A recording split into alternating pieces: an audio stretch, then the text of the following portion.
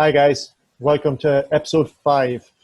I'm John. I'm here with Elon, and this week's conversation is about fake news. So, Elon, you brought this topic up. Do you mind telling me what you think fake news is? Sure thing. And I think, fake news is one of those topics today that what it what it means and how it's used are two completely different things. So when I talk about fake news, I mean news that's fabricated or misleading or lacks context. Basically, something that's meant to make you think something other than the truth. And how fake news is used in today's, colloquial environment is it's used as a way to just discredit uh, ideas or news that is unhelpful or against you or your Right. topics. Yeah, that's how it's commonly used now versus how I would use it. That's more of an accusation of being fake news rather than it's Yeah, and also now there's this kind of narrative that all media is fake news, right. um, which, which it plays it goes hand in hand with that calling things that you don't agree with fake news. It just takes it one step further. Right. Yeah, so I think I can go into I think some of the history of what I would consider fake news, Yeah. at least from the U.S. centric perspective. I'm sure that there's a Well, global perspective, will I give the but just a definition first? So, yeah, let's hit us def- with the definition. this is the definition according to Wikipedia, but like I couldn't All right, actually in find Wiki we anything. trust. Yeah, well, actually, I do find Wikipedia fairly reliable, so we'll go with it. Um, Yeah, that's fine. so, fake news, also known as junk news, pseudo news, alternative facts, or hoax news. Never heard any of those terms. Um, is a form of news consisting of deliberate disinformation or hoaxes spread via traditional news media or online social media. Digital news has brought back and increased the usage of fake news or yellow journalism. So that's like broadly what you were saying. That's Um, actually an incredible segue into the history of it right, because yes, it's news being spread through traditional means and now through social media. And like they said in the definition, it goes back to yellow journalism, which was this phenomenon at the end of the 19th century and beginning of the 20th century. I'm not sure if you're familiar with this. I've never heard the term, Basically, but it was a tactic by daily newspaper, like cheap daily newspapers that used to sell for a penny. Granted, this was back in the day, so that wasn't nothing, but it was like sort of the cheap newspapers way of selling papers. They'd print out like complete falsehoods. okay, So they'd make things up or completely sensationalize them, right? So a lot of people attribute yellow journalism and rising of tensions between U.S. and Germany as a factor in the entry of the United States into World War One, for example. So it was around right, that time period. But basically, these daily news outlets would just completely make up or fabricate news. They would often play on racist or xenophobic tropes. Uh, they would often have, like a clear bad guy, uh, an easy explanation as to how the person did something bad or what went wrong, and right, a yeah, demand or a call for justice, right? So it was this kind of idea of, the world is simple. These are the bad guys. We're calling them out, and they need to be held accountable. And we're the ones who are going to tell you what's real. Which, as you know, that's kind of the people who peddle fake news nowadays. It's stayed true to this day, right? yeah, Um, that's kind of their tactic, right? The world is simple. blame this group for all your problems, X group for all your problems. We will make things better. Don't listen to a word that they say. And that's kind of the tactic of fake What's news. funny about that Toast. is that it's like two or three of the starting steps um, for genocides to take place. Like I think it's in Israel. There's a list of like 12 steps or 10 steps of what they believe is required for a genocide to take place, and basically through the election period for Donald Trump's first kind of First campaign. yeah, his first campaign that basically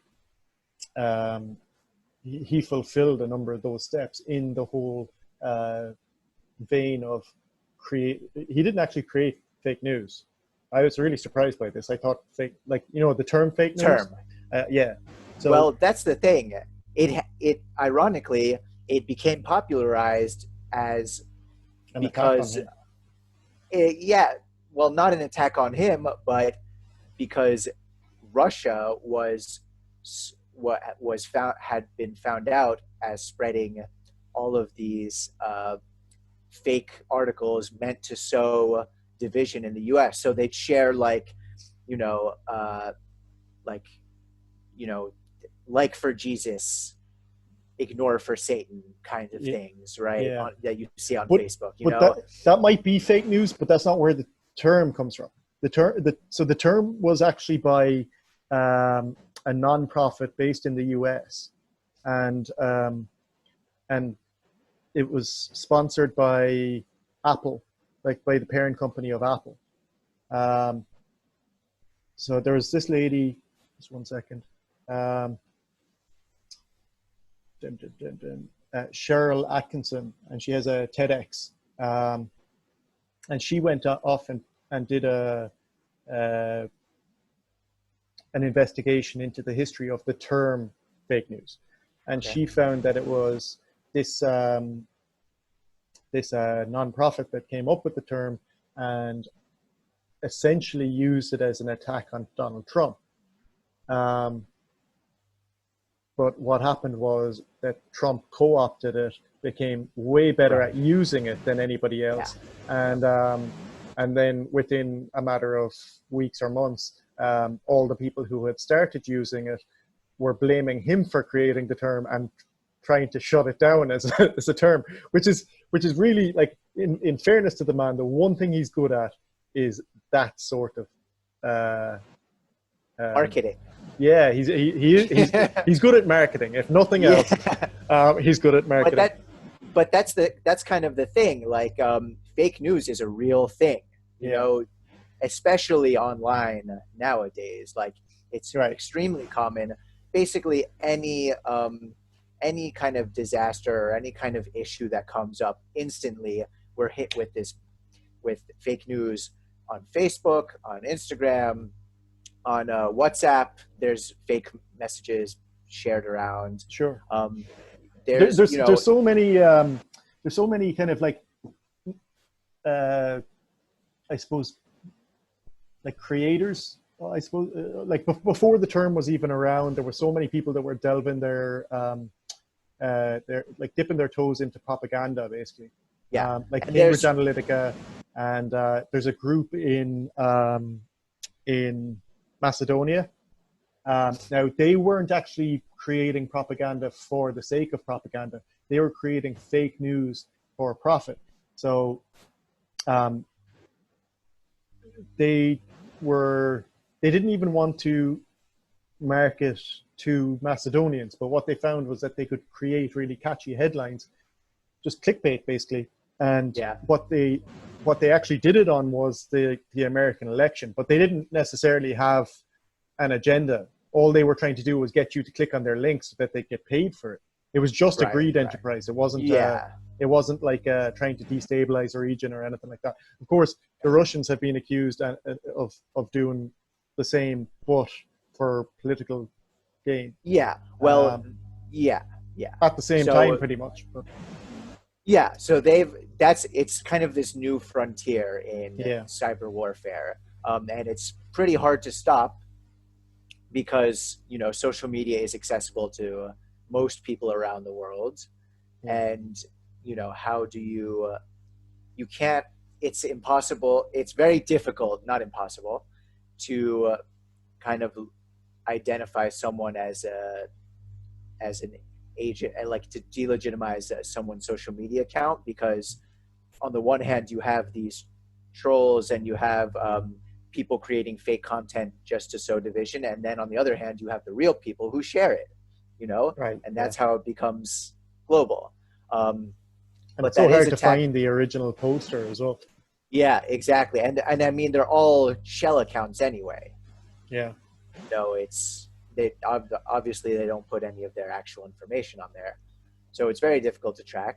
But yeah, so fake news is a real thing, but it's been co-opted by authoritarian leaning rulers as a way to discredit anything that is potentially harmful to them news wise, right? yeah, So anything that makes you look bad is fake news, right? And yeah, it's and part of that is delegitimizing the traditional news media, and that's a pretty dangerous impulse because, as we know, there's a huge difference between Facebook journal Facebook journalists and actual journalists. And while there is obviously some form of bias in all kind of news reporting, and there is slant in all kinds of news reporting, there's a difference between fake news and news that's geared toward a certain audience, which real news which has just been slanted towards a certain audience. yeah. Yeah, so I'd like to hear what you have to say about this idea of bias in traditional media. Before we get to that, I just want to I want to say one Okay. thing. Um, so I don't think it would be any secret to somebody that was watching this that we don't like Trump. Mm-hmm. Um, but just to kind of deal with any possibility that we're biased against him, like it's not like to address that like we're just going after him or whatever. There's an interesting tidbit on the whole thing with the Apple um, side of things where he was found out to be the one that kind of created fake news and kind of um, and all of that. And he was actually a massive donor to the Hillary Clinton um, uh, campaign. The And person at Apple who invented the term fake news, well, or he the yeah. nonprofit. So basically, it Yeah. was pro Hillary um, propaganda that turned around and bit her in the ass in the most famous way possible. Um, and I just found that that was really interesting. And rather than telling half the story, I wanted to to leave it all out there. So, like, uh, just because Trump is probably the most synonymous person with fake news does not mean that he's in any way the only person using it. And she might not even No. have known that she was using it, but her side was like. Yeah. Um, Yeah. And I think it's fair to say that all politicians, to some degree, bend the truth. sure. The difference is the degree Yeah. and the implications of the extent to which you do it. Yeah. Um, but anyways, yeah. Do you want to chat a bit about traditional media and bias there? Um, see, this is one that I've so over the course of the research into this, I was I was just thinking to myself, how far back does fake news go, regardless of the term? How far back am I aware that it goes? And the first one that popped into my head was the worst one that I'm aware of, which is the Vietnam War. So my first day in Hanoi, I went to Ho Lo prison, and Um, for anybody who doesn't know what Holo is, it was an internment camp for POWs during uh, uh, the Vietnamese War, and now it's a museum, and they have a fantastic. Did you ever go to it? Yep, couple times. Yeah, it is so good. It's one of the best museums I've ever been to in my life. But um, it's clearly a propaganda machine. uh, but it got me thinking, and like you can see through the propaganda, Yeah, or at least some of it. I think they actually used the term American dogs or something at one point in yeah, the yeah. text. The Um, translation is a bit rough. Yeah, yeah, but well, like, or maybe it isn't. Maybe they're just being really coarse about it. But yeah, yeah, it's no secret that the Vietnamese like Americans now. Um, yeah, so yeah. maybe it is just a rough translation or something. But so that's probably the worst example, or like the best example of fake media that I'm aware of. But do Um, you mean like what do you mean fake media? Like, do you just mean on the Vietnamese side? Like, what are you talking about no, here? no, on well, I suppose so. I think as an Irish person, I'd naturally relate more to the Vietnamese than I would to the Americans there. Right, Um, right. like I see a lot of Ireland's fight for independence in what America was trying to do there, and what the French were doing. Like the French were worse to the Vietnamese than the English were to the Irish. Um, but I suppose what I'm trying to say is I just fell down on that side of the fence, um, and both sides, to me, were clearly being using propaganda to drive an agenda, Right. um, and so that kind of thought process where I was trying to come up with like what's the worst example that I can think of fake news before it was even a term, and that was the one that I came up with, But and it kind of that's a bit different because that's from, the government's perspective. Um, well, I and mean, like obviously the media is complicit in that to some extent, but on the other hand, you have the media uncovering government lies, basically, like a very famous Supreme Court case from that time, the Pentagon Papers, when someone stole a bunch of documents from the Pentagon, from basically our civilian military headquarters, yeah, and detailing how uh, we had gone in way harder and were in way over our heads, and um, had basically committed ourselves to this huge long slog for, and basically it was showing that the, it was way worse than what had been presented to the American public, and also the effects of the war and everything. And all of these government secrets had been stolen, and there was this huge court case on whether the newspaper could publish, like sensitive government, like highly sensitive yeah, information. something And that they would hurt the war effort. exactly something that could hurt national security, right? Yeah, Um, and so they ruled that they could publish it, and they did. right.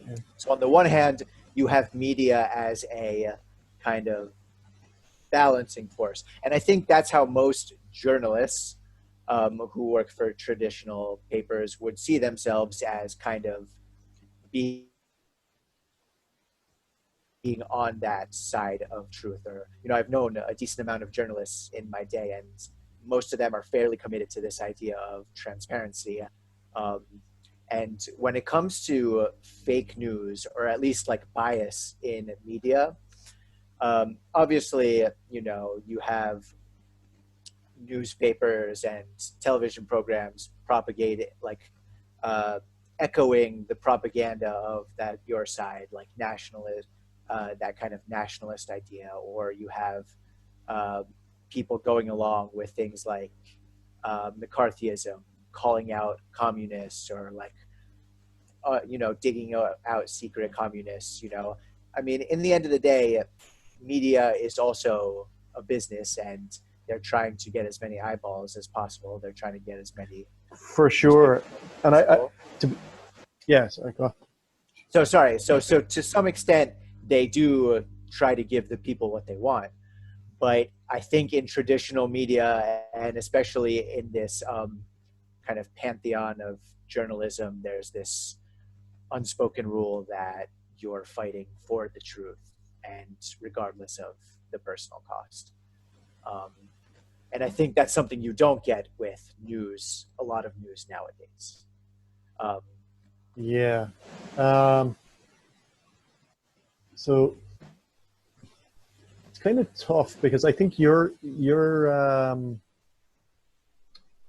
uh, worldview on media just has to be very different from mine because um, so we've like the most popular news network in Ireland is RTE, and it's a national broadcaster. It's owned by the government. Um, so it's not like you have Murdoch or any of those types of characters at the top that are kind of dictating terms and what is yeah, news and what isn't news. Um, right. and just because we have, even though we have access to Sky News, for example, um, first of all, they're not as focused on us. So, like, Sky News is, I think it's English. Like, the one that we get is English. Um, Yeah. I don't watch it, so I actually couldn't even say if there's an Irish version of it. But um, so just the fact that we have a national broadcaster, I think, means that like, does America have one? I mean, you have like PBS, you have It's owned by uh, owned by a state, or it's partial. It's at least partially funded by the government. In the okay, U.S., it's different because we also have like we have entities that are funded by the government but owned privately, or something like that. right? Um, it's Yeah. pretty. So So yeah, so we don't. But yeah, it's not. You won't have like Voice of America is a government agency, but that's not for Americans, right. for example. Yeah. So yeah, the point I was trying to make anyway was that, like, first of all, having the national broadcaster at all will temper our if somebody like Murdoch was trying to undermine our information or something like that, the fact that the national broadcaster exists will temper their efforts. Whereas, like, the exact opposite of that. So, like, if you've got CNN and Fox, which are essentially they're they're the same thing. They just have opposite views or opposite objectives. They don't temper each other You say because, CNN and Fox. yeah, is it CNN? I wouldn't put CNN as diametrically opposed. I'd put MSNBC. Okay, right. Um, so MSNBC and Fox, they're both driving an agenda. So the people who naturally listen to Fox will go, oh, but sure, that's just propaganda rubbish when they're talking about MSNBC. And of course, the people who watch MSNBC are doing the exact same thing to Fox. And the truth is probably that they're both right. you know, um, Well, they're both propaganda yeah, rubbish. I think it's yeah, but it also, I mean, you do have truth. You do have, I mean, look, there's, and also this is another thing with Fox News, MSNBC, and blah blah blah blah blah. They'll report the news correctly. Like Fox News will report the news correctly, but then the Fox News personalities will, Upplay or completely downplay. completely distort it, Yeah. or lie, or actually lie, or have a completely different um, you know they'll be disingenuous with how they use news, Yeah, right? of course. Like, Or like, basically you put more emphasis on something that actually isn't that big a deal in order to like undermine a candidate. Right. Like when Right. the WikiLeaks thing came about with Hillary Clinton, Yeah. they found out relatively quickly that she was not that there was bits put in that she had not actually typed out, but the Republican news sites just continued with the fact that she was using her private email address, Yeah. which is wrong, absolutely. But let's just sideline the fact that she's kind of been exonerated and she didn't say a lot of those things that she was accused of saying. Yeah. Well, also, so for me, a big part of why we have this problem of fake news today, you look at um, the where you get your sources. So where does information come from, right? And how do you receive that information? And back in the day, you had,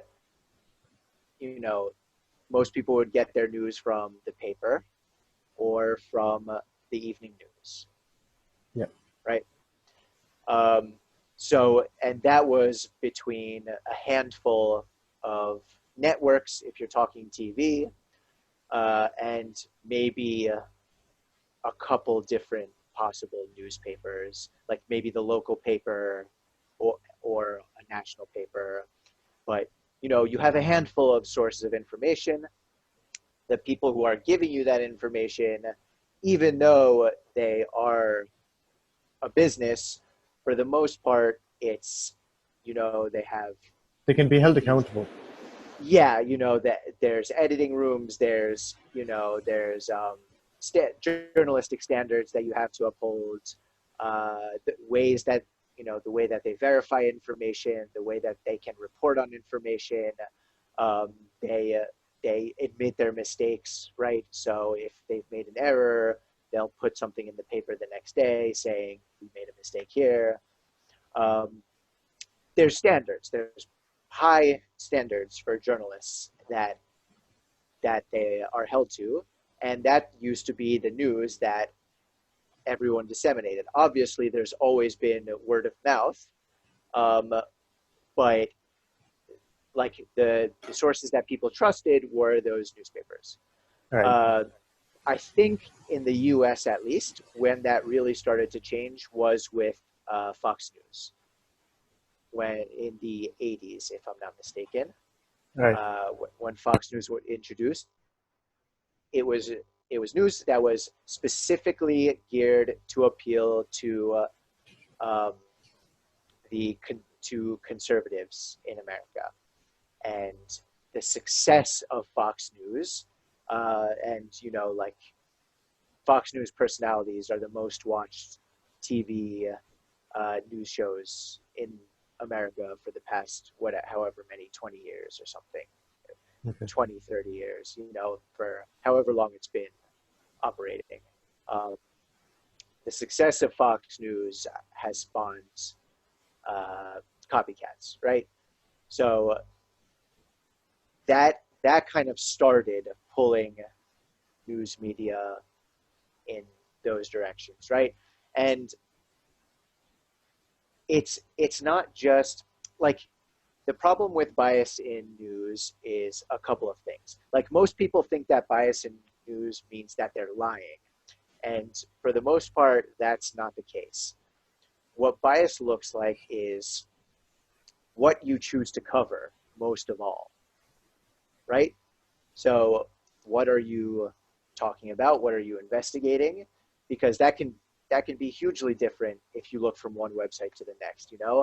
You'll have Fox News talking about Nancy Pelosi's daughter's abortion or something, or like Planned Parenthood is selling unborn fetuses.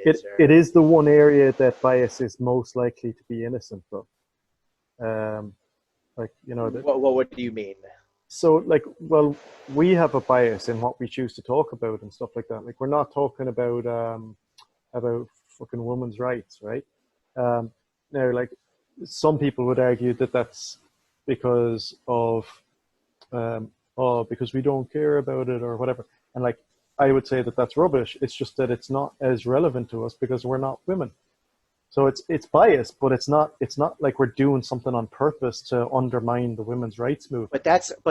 But I'm saying that's on the that's on the viewer, right? That's from the perspective of, okay, like what kind of news do I want to consume? That's not, because you're making a decision as a journalist on which stories you want to cover, right? Yeah, And but that is as inherently a bias. but that's what I'm saying. That's Right. what I'm saying. That's where the bias manifests most, Yeah. or most strongly, right? Um, so that's the first way that bias manifests itself, because you'll have just completely different stories. Obviously, they'll cover a lot of the same topics, and those are actually the most interesting articles for me, because I do like to get my news from a variety of sources. Um, Seeing how the same events, or the same whatever, same events are covered by uh, by news media outlets with different mandates, or that are appealing to different audiences, right? So you'll read an argument from Fox News, and it's written in a certain way, and then you'll read from MSNBC, written a completely different way. They highlight different things. They like in the articles themselves, you would swear they're talking about two different things, because they're focused on completely different things. Obviously, you'll still get a lot of the base statistics, or you'll get a lot of the same, like if someone big made a statement, you'll get that. But it is heavily slanted for the most part. Like they'll they'll interview more people on one side. They'll use buzzwords that they know will appeal to people of a certain demographic.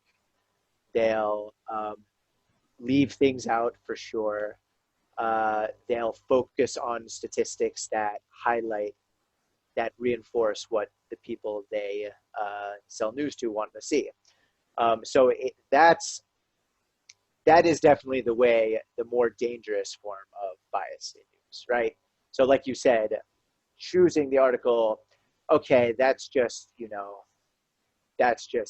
the starter bias, but then the fundamental bias is in how the same events are covered, right?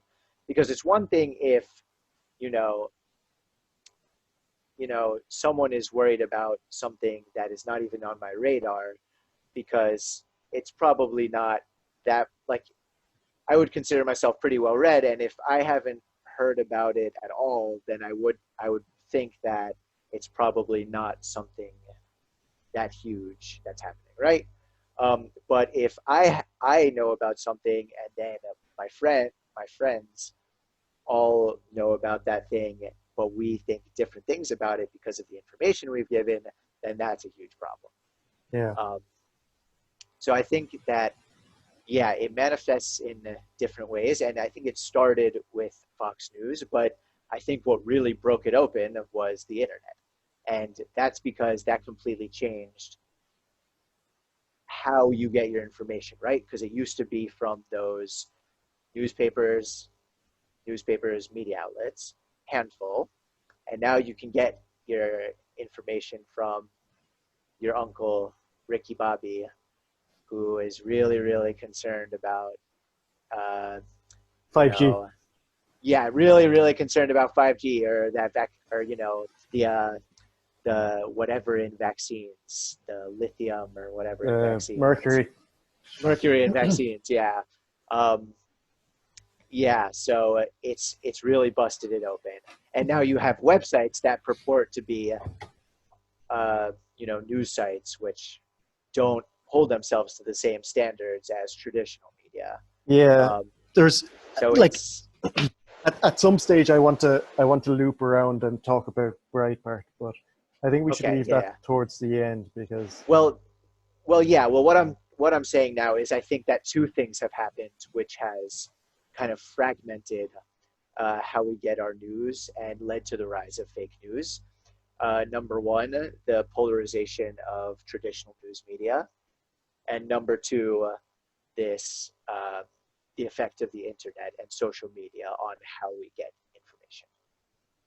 yeah, the internet has just driven it absolutely nuts because the amount of people now that believe in like far out conspiracy theories, whatever about, um, like, I'm not going to lie, like, I believe one or two. Like, I think there's a strong, compelling argument for Epstein not killing himself, right? Okay, well, Um, yeah. so, But like, I don't even know if that's on the level of a conspiracy theory at well, this. a I mean, conspiracy I theory just means that it's you based on no have a information. theory that somebody Yeah. plotted to do something. That is Well, literally all it means. No, it also doesn't. based. It doesn't mean Yeah. that there's no evidence. Right. There can Okay. be like, so every time, conspiracy to commit a crime is like commit a murder, right? Is a thing. When they're presenting that in court, that is literally a conspiracy theory. The prosecutor is presenting a conspiracy theory. What the court is doing is deciding whether that conspiracy theory is true or not. Um, the like a conspiracy theories have negative connotations to them because of these really far flung, um, like flat Earth type theories. But conspiracy theories in themselves are like, they're it's plausible that they're true Yeah. until you know what the details Well. around it. Yeah. But Yeah. It's such a broad topic. I don't want to open that kind of worms Yeah. too much. Oof. But but uh, but social media has driven that kind of stuff mad because it's this like just repeat bombardment of unchecked um, data, and like even for like people who aren't into conspiracy theories, who are into far more mainstream stuff. So Yeah.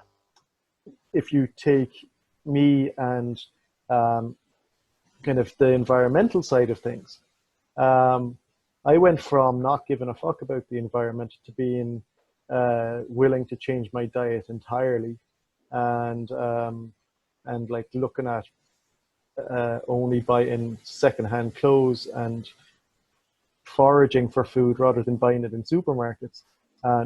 Not using any plastic whatsoever. Now I haven't stuck with all of that, but or like I kind of reached a point where I was like, okay, well, I'll adopt some of it, and some of it most of the time, and most of it some of the time, and things like that, right? Um, but the fact is that if I open my Facebook feed now, I will see a whole load of posts that reinforce those notions, Yeah. and that's true of everybody's Facebook feed unless they barely Yeah. use it. Right. Um, so, and like, okay, I think most people at least start out on the basis that you shouldn't get your news from Facebook, but I also think that it is quite evident that most people do get a significant portion of their news from Facebook, Definitely. Yeah. Yeah. myself included. Like I'm not saying that like there's anything wrong with these people. Like I think it's a Yeah. natural thing. It's actually what it's in its design. Like it's social media. Like it's Yeah. um, Yeah. Well, people share what they care about, right? So yeah, you'll naturally see what the people in your orbit care about. There is another true, danger in that, of course, in reinforcing your bubble, right? right, So if the vast majority of what you see is people who kind of think similarly and care about similar things, you're only going to reinforce what you see. And probably what's going to happen is because of the volume of things being coming at you from that side of it, the limited number of things coming at you from the other direction, which you're already not inclined to agree with, you automatically dismiss because of the volume of things coming at you from that side you already agree with. You know, like yeah. Well, that. I think that psychologically it has an effect, right? Where the it's like uh, it's not like crowd. Um, it's not like validation by numbers, but it's something else. But it's sort of like in your brain, like it something in your brain clicks, like you get a tick every time you see that thing. Okay, that thing, that thing, that thing, that thing, that thing, that thing, that thing, that thing, that thing, again and again and again and again and again and again and again. And then all of a sudden, something from the other perspective, and you're like, wait, hold up, but I already know all of this stuff about that thing, which tells me that that's not true. So why do I even, like, you're wrong? Yeah. I think that's, Okay. yeah. Like, so I'll just give you an example of there's two things that I noticed in relation to this. That one was actually pointed out to me, but since it was pointed out to me, I see it everywhere. But I'll start with the other one because it's short.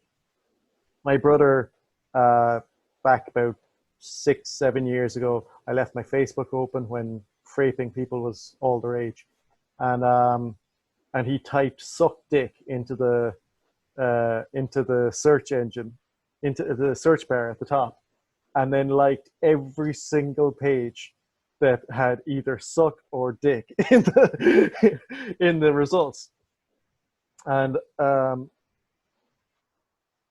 I hopped on, realized fairly quickly what he was after doing, and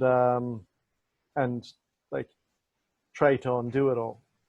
And I think it was like 2 or 3 years later, and something popped up on my page, and like it had popped up multiple times, but I was like, why have I followed that? I haven't even seen that movie. It was, the movie Sucker Punch. No. Anyway, it's kind of like I've seen it now, right? So I've seen it as a direct result of my brother fraping me. But it's like Shutter Island, but bad. It's like, Okay. but and yeah, so that like I was like, why is that showing up on my account, on my page? And I realized that it was because my brother had done this like years earlier. Yeah. So there are things like that kind of like, now in the intervening years I have not sucked any dicks. So maybe it's not as strong as in other um, in other instances. Categories. But yeah, but it like looking at something every day for literally years is going to have an effect on you in some way, shape, or form. So that was the first thing. The other thing that somebody else pointed out to me, and I think is really it's relevant to what you just said about getting bombarded with information, and like it drowns out the correct information, even though yeah. Well, it's kind of like a more extreme example of that. So it's basically the theory of relativity. It's like like Einstein's theory of relativity, where you're traveling at the speed of light, and then if you're standing on that photon and you see something traveling at the speed of light, is it traveling at 2 times the speed of light, or how does that work? Do you know that example? I don't know that example. So if you're standing on a train traveling at the speed of light, and somebody else sees you, and they measure it, you're traveling at the speed of light, right? But if something passes you going the same direction, traveling in the speed of light, because to us things travel in all directions at the speed of light. So if something travels past you at the speed of light, to the person outside, is it traveling at 2 times the speed of light, or is it traveling at the speed of light? Right. Because the speed of light is a limit. Nothing can go past that, right? Yeah. So it's that theory. Sorry if I butchered it. There's some really good examples out there that will describe it properly. But it's that theory, but with media, right? So, or kind of that theory. So your reality, the reason you are more likely to get angry at at somebody who believes conspiracy theories is because you're literally not experiencing their world. So you think to yourself, why does this person who has access to all the same information that I have access to, they open their Facebook page and they look at all the same shit that I look at, how can they believe in conspiracy theories? And the answer is not that they're ignoring that information. The answer is that that information does not exist in their universe. They have a totally different outlook on life. When they open their Facebook page, Yeah, they see a completely different set of information. And they look at you and go, absolutely. how is this person looking at all this information and not reaching the conclusions that I'm reaching? So, Yeah, and like, um, you know, the, that's why like Trump supporters are so ingrained and so indoctrinated into his way of thinking. It's because they see like 5 different yeah, of news course. outlets that That are that all they all agree with each reinforce. other. Yeah, Yeah, yeah, yeah, yeah. yeah. And yeah, continue. And then because I don't follow Fox News, actually, like I do actually watch a fair bit of Fox News, but I don't watch it from a You're a news troll. point of view. Not quite. Like I'm not disagreeing that I'm a troll, but that's not why I'm doing it. It's I actually do it because I want to understand their point of view. Yeah, I, and I, that's why I read the Fox News articles as well. Yeah, right. I think the only way that you could ever convince somebody uh, who has, and like I also follow conspiracy theory channels and stuff like that. I yeah, want to understand. First of all, I want to believe. Um, you know, if there were aliens out there, I would absolutely love to. oh, I mean, there's definitely aliens out there, but I mean, out there is in like on the front lawn. like Um, right there, yeah. I, No, I, yeah, that I I don't don't know about. I don't want to deny myself the. I don't want to say no because everybody else is saying no. I want to reach my own Right. conclusion on it. It's just Yeah, that yeah, my definitely. conclusion currently happens to align with Concur, everybody yeah, else's. yeah, Um, but also for the people who you do disagree with, if you can understand their perspective, it will make it easier to put forward a legitimate uh, argument. That's the logic, at at least. I'm not least sure you if could it's speak their at least you could speak their language, and I think that you're touching upon, I think, the greatest danger of the internet and the current news climate is that it really discourages empathy, and right. empathy the is the quality which breaks down a lot of the negativity and the anger and the a lot of the bullshit that goes on between people who disagree with each other. And I think that how I think of it is, if you look back in the day, um, you got your news sources from a few sources, so that's it. You read the paper in the morning, put it down, go to work, talk about that day's news with the people in your orbit. So it was really important to have different kinds of people in your orbit so that you could get different perspectives, right? So if all the people that you knew were reading the same sources, then you kind of all generally agree to some extent, or even if you don't agree, you're all thinking in the same patterns and you're thinking in the same language, at least.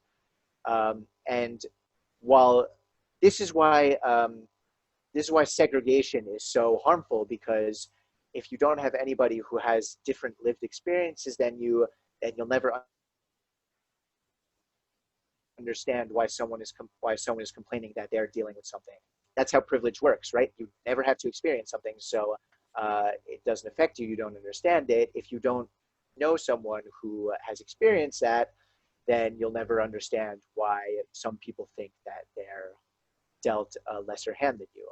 And that's a good thing about social media and the democratization of information, is that people who have never heard or known about the experiences of marginalized people, or people who have different experiences from them at least, are hearing those stories.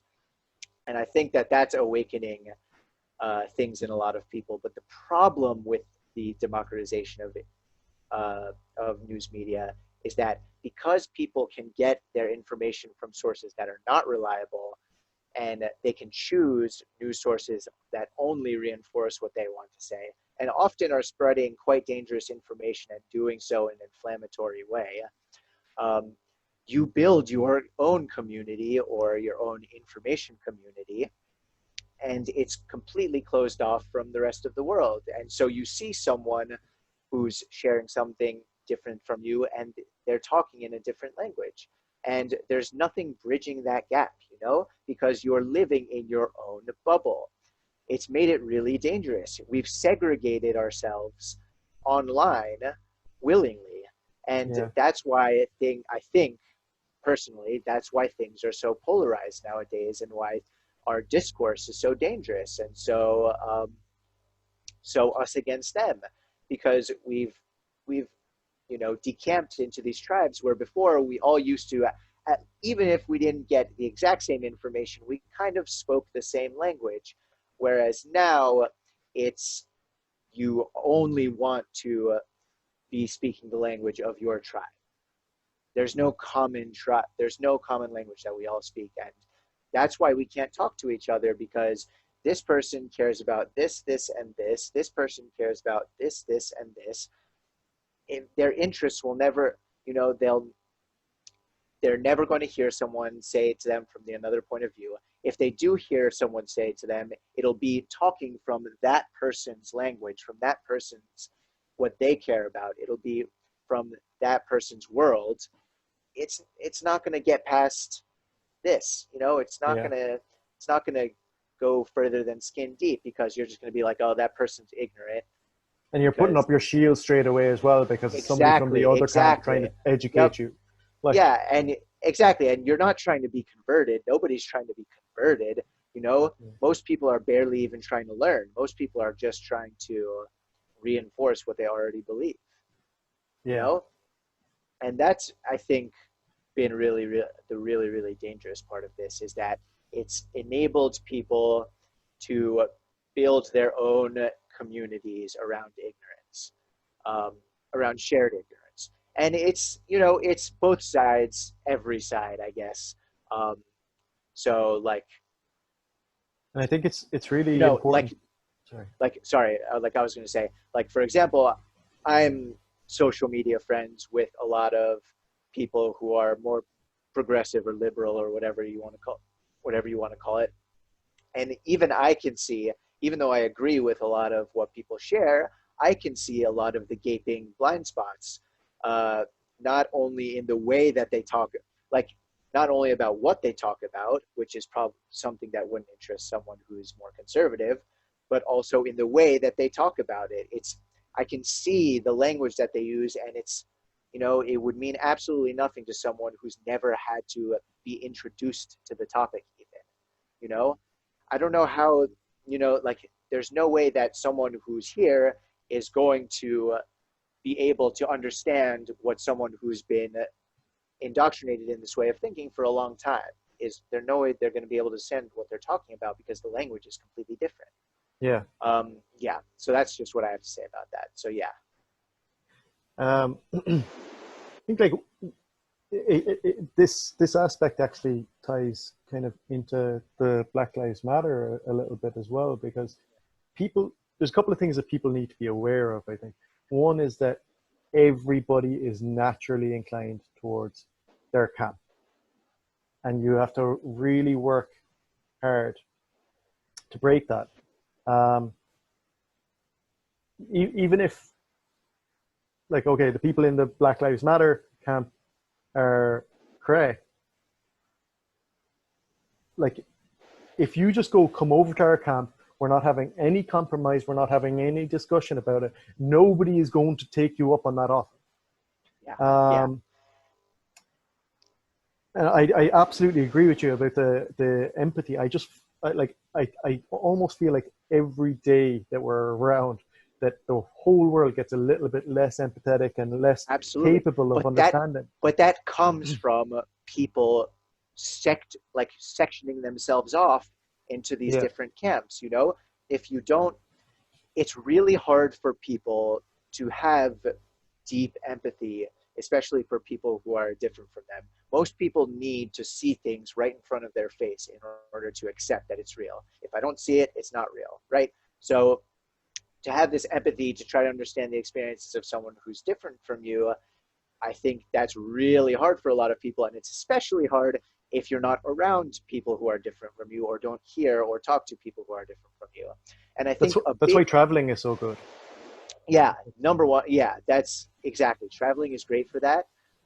But I'll try to break down what I think is the huge problem with the example of my group chat that I have with my friends back home, right? So in this group chat, I would say it's Are you going to pretty get yourself evenly. in trouble here? No, no, no, I don't think so. It's pretty evenly split politically wise.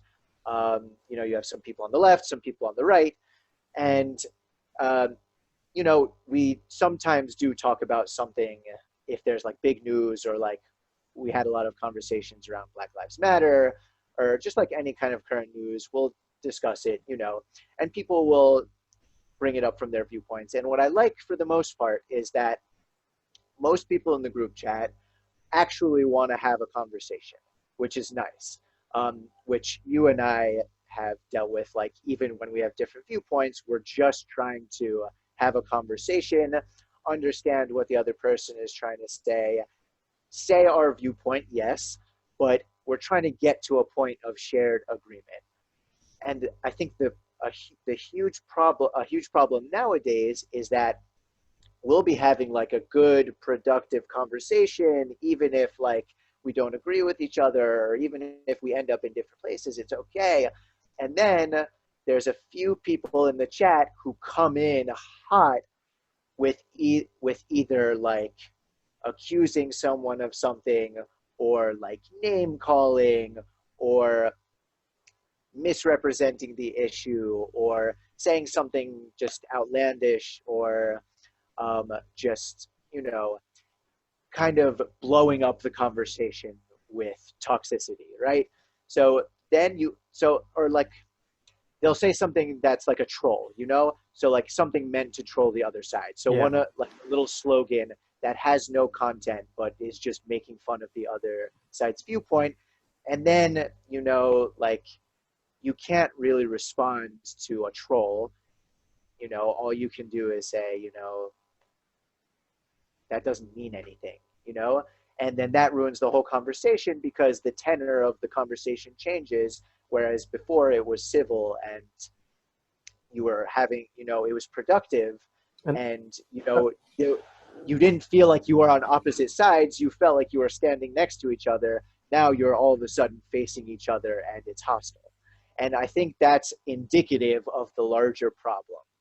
Whereas most people, I think, generally want to have a civil conversation, but it's maybe 10, 20, 30, I don't think it's that high, 10, 20% of the population that comes in, you know, that comes in and completely changes the tenor of the discussions, and then people migrate to their different sides and nothing gets achieved. yeah, What do you think about that? well, I suppose the thing that stood out was that um, what's going on in your group seems to be a lot of what goes on in comment sections on something like Facebook, and and one thing that I've noticed, and you kind of hinted towards it there, is that a lot of the time, so we'll say if you take your um, left-wing person who's bombing the conversation, their target is not a right-wing person; it's a centrist, and vice versa. Like, you know, I'm not saying that leftists are doing this; the Yeah. right-wing people are doing this as well. And like, I wouldn't quite say that like Joe Rogan is fully centered. Like he claims to be a left, and I don't think he's as left as he would let on. Um, but but he's not an extremist.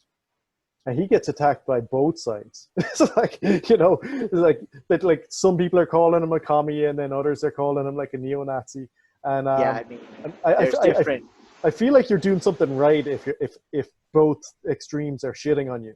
Like that you have to be doing like more or less in the right kind of ballpark. Like, because like those two extreme groups, I actually would say that it's at least like 20%. So maybe like on not 20% at each end, but like 20% total, 10% you said. like well at least like so maybe Okay, up to 30% total.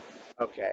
Um, but like yeah, that's really hard to quantify because they're so fucking loud.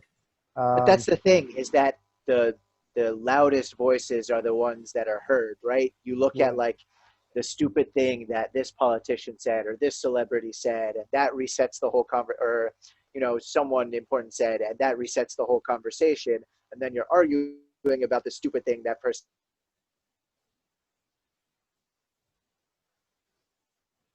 Oh, hello.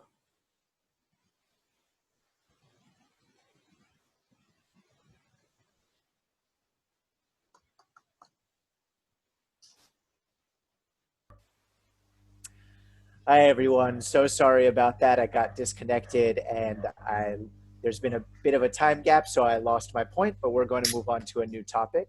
John, I think you had a question for me. Yeah, so we were going to circle around to to Breitbart towards the end because for me, Breitbart is more or less the definition of fake news. Um, and I understand that freedom of speech is important, but um, does that extend to lies? And if it does it extend to damaging lies? And I'd like to hear your thoughts on that side of things. Yeah. Yeah, so it really, in the US, freedom of speech is extremely strong. Um, and uh, this has been reinforced in a number of Supreme Court cases, probably the most famous of which was when a not a group of Nazis or a neo-Nazi group wanted to march in a Jewish suburb, a predominantly Jewish suburb of Chicago, and so the city kept denying them permits to have a march. Um, and it went up to the Supreme Court, and the Supreme Court said you have to let them do it because it's it's freedom of speech. You have to let speech exist, even speech that you disagree with or that you think is vile or hateful. Um, and that's kind of the standard to which freedom of speech is held.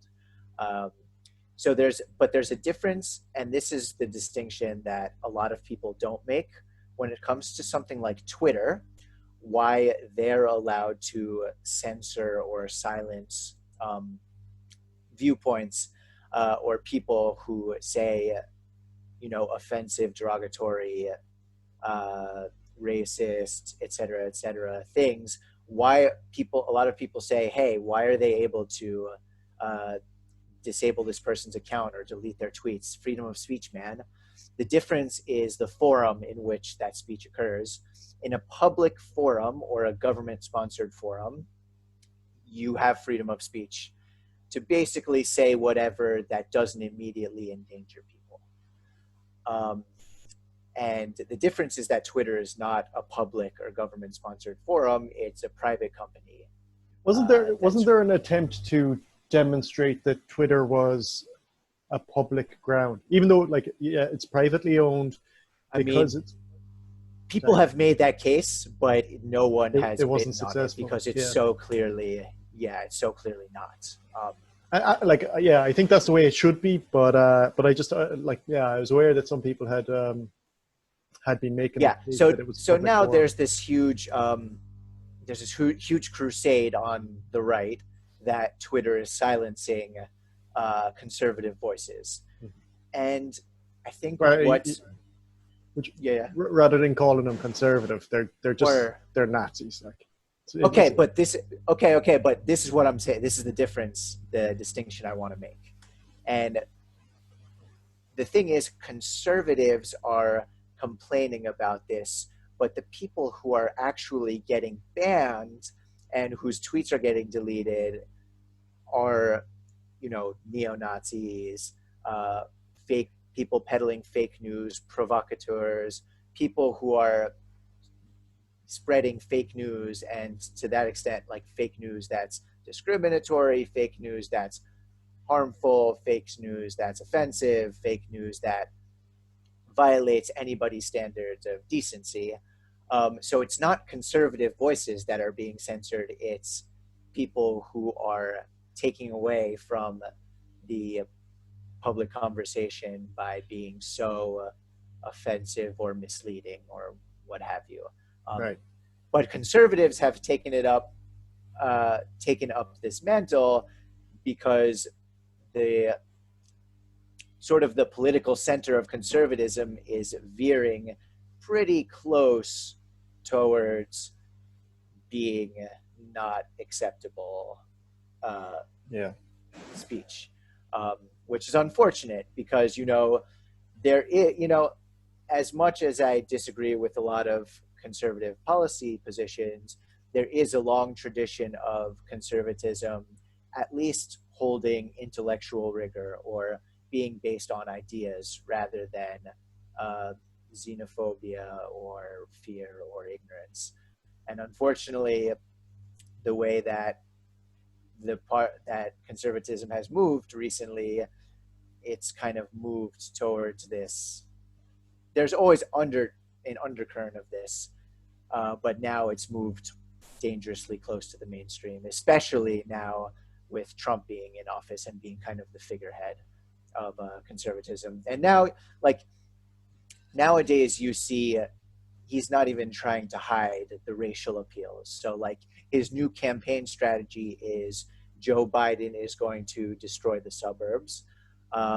And it comes in the form of him saying things like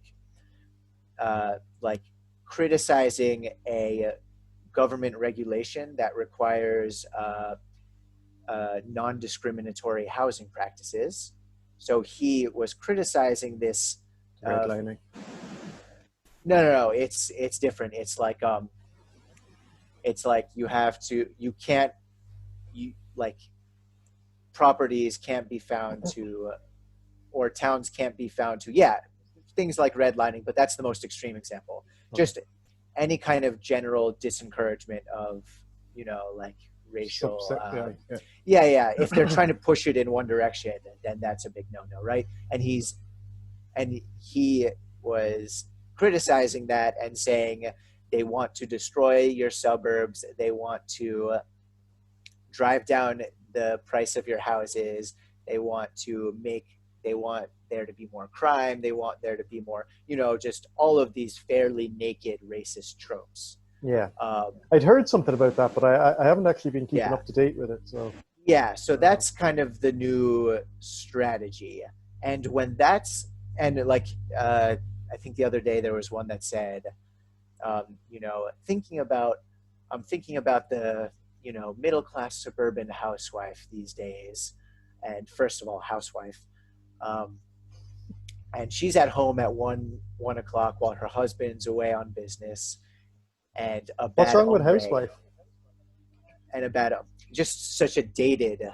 Nothing wrong with housewife, but there are still people who are housewives. There are, absolutely, Stay-at-home but the vast majority are not anymore.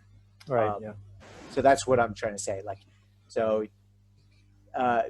you're the housewife's at home, and a bad hombre tries to break into the house, and that is clear, like Mexican connotations, or South American, right. Anyway, Spanish. But that's what so this is what it's come down to. That's what he thinks his winning strategy is, to appeal to this xenophobic idea, right? So that's why when the figurehead of the party acts like that, that's kind of legitimize these very far right news sources, basically peddlers of fake news like Breitbart, like OAN, One American Network. It's people like Candace Owens, uh, people who traffic in bullshit, basically. Um, it's kind of legitimized them to millions and millions of people, and that has been really dangerous. Um, Yeah. I, like for example, like you have a like a U.S. senator right now, who I think it was yesterday or today said, slavery was a necessary evil, right? Like things like that. Um, well, that's progress. At least he's accepting that it's evil. It's like it's slightly better than what they were doing up until now. but still clearly not acceptable. I You know know. what I mean? Yeah. But so that's yeah. I mean, that's just you could write a whole you could do a whole series on the change in the Republican Party and the conservative movement. Yeah. Um, I think like in a way Trump has kind of broken the Republican Party, because I think there's a lot of people in um, a lot of people that would be right wing and would either not be racist or would be racist um, in in such a subtle way that they're not even aware of it themselves, right? right.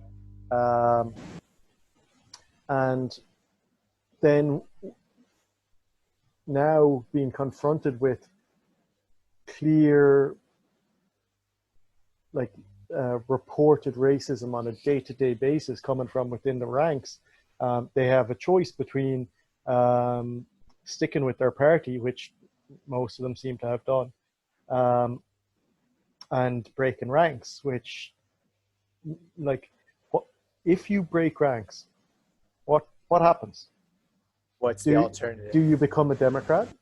Yeah. Probably not. See, that's the You thing become is nothing. that yeah, and I think that's where I think that's where a lot of people are, and you know, like we've talked about a lot, that is a problem with our system, the two-party system. Um, and I think that a lot of people who may agree with some of like his policies or some of his the general conservative philosophy of like strong military, heavy military spending, heavy police spending, low taxes, lower regulation on business, don't care about the environment. Like a lot of people who would agree with that kind of idea are getting pushed away or disenchanted with this nativism and xenophobia that's bubbling up in the Republican Party and typified by Trump. All right. Yeah. So, anyways, I think that's where we're gonna have to drop it for today, unless Okay. you have anything else that you'd want to cover. Um, no, like all these subject matters. I think everything that we've talked about since we started this have, first of all, you could talk about them forever individually, but also they're almost always linked. Um, Always. Yep. so the media polarization is either driven by, or both, with the polarization of politics in the country. Um, and yeah, so I think all you can do is put in your hour or so and talk about it, and hopefully Yeah. get some questions back, um, and Yeah. something to chat about the next time, and just Absolutely. hopefully somebody learns something from it, and maybe they have Yeah. something to share with us that we got wrong. Yeah. Um, Absolutely. And we're hoping for that actually, because we obviously, even our shared experiences and viewpoints are just such a tiny sliver of what people have to offer on these topics. So we really do want people to challenge us and to add to the conversation. Even if you want to call us assholes, that's fine. We'll take it. Might call you assholes back, but But you know, it depends on how you say it, how nicely you say it. But anyways, yeah, thank you so much for listening, guys. We hope you got something out of this. And as always, please share your thoughts with us. We'd love to hear it. And if there's anything else you want us to talk about, please let us know. We're going to be publishing our videos now. So there's going to be a bit of a backlog, but from this point forward, we'll be publishing on a more regular schedule. Yeah. So there will be more of an opportunity for you to ask us questions, and we might take some time from each episode to address the comments and questions that people have. Yeah. So yeah, thank you so much, guys. And that's going to be it for us today. And we'll see you again soon. all right. Take care.